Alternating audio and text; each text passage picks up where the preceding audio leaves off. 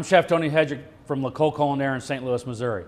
Today we're going to talk about how to get beef that's in your beef stew to melt in your mouth. One of those things is moisture, cooking it for the correct period of time. One of those things is actually cutting meat correctly.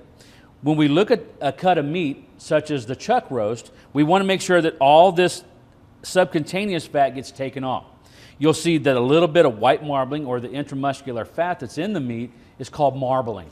That actually adds flavor for you and moisture. Okay, so when we look at a piece of meat, I can actually see the grains of the meat running this way. So to kind of tenderize it a little bit and make it a little bit more melting in my mouth, I'm going to cut across this way. Make it a little bit smaller. Since the strands are so long, make it a little bit smaller. I know this might be a little bit tough cut of meat. Make a little bit more bite-sized, cut across the grain, and make those muscle strands a little bit shorter. That'll help.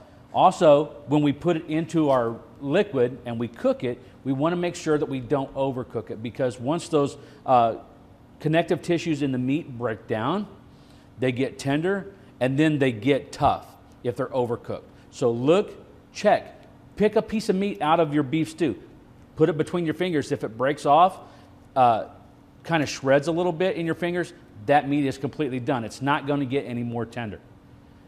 Your vegetables should also be tender at that point, so you should have a nice beef stew.